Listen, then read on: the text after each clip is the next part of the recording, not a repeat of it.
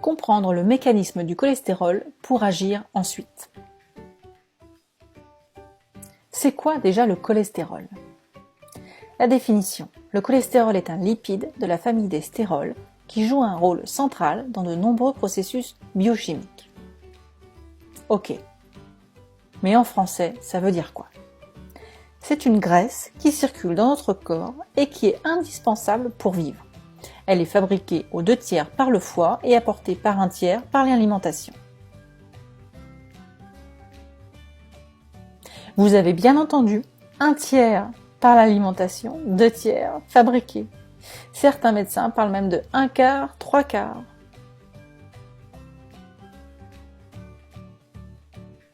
À quoi ça sert le cholestérol ? Eh bien, il est là pour protéger nos cellules des agressions extérieures. Il apporte également de la souplesse et de la force aux parois de nos cellules. C'est donc un ami. Alors, qu'appelle-t-on bon et mauvais cholestérol, docteur ? Si le mot cholestérol désigne une seule molécule, pourquoi parle-t-on de deux ? En fait, les termes bon et mauvais cholestérol ne servent pas à désigner deux molécules différentes, mais font référence aux HDL et LDL qui sont les transporteurs du cholestérol dans le sang.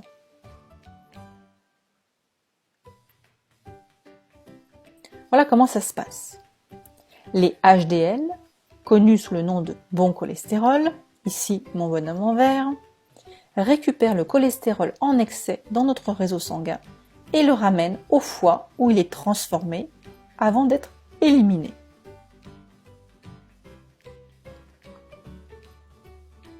Les LDL transportent le cholestérol du foie vers les cellules. C'est donc le voyage inverse.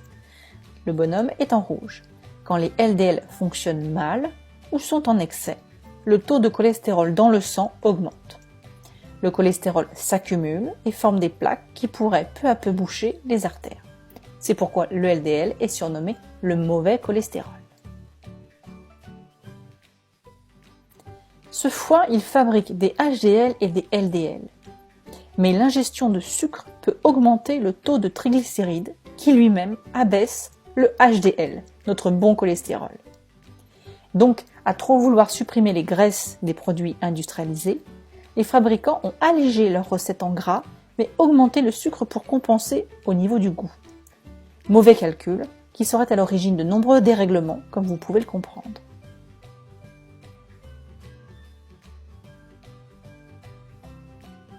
Pour couronner le tout, l'hypothèse lipidique, selon laquelle le cholestérol serait le facteur de risque majeur responsable de la forte mortalité cardiovasculaire, a été invalidée depuis de nombreuses années.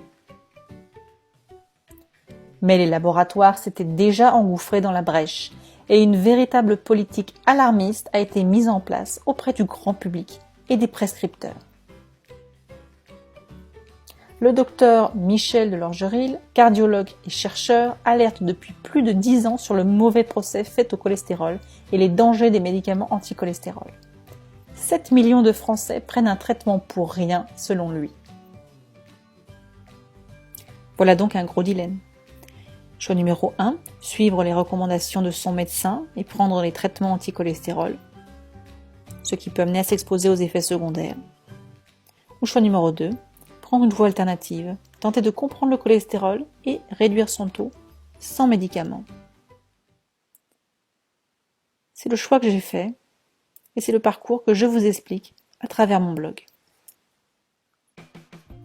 Retrouvez plus d'informations sur le cholestérol et ses traitements naturels sur www.recetteanticholestérol.wordpress.com, le cholestérol expliqué, les vrais faux sur l'alimentation, traitements et menus anti-cholestérol, partage d'expériences et puis bibliographie pour aller plus loin.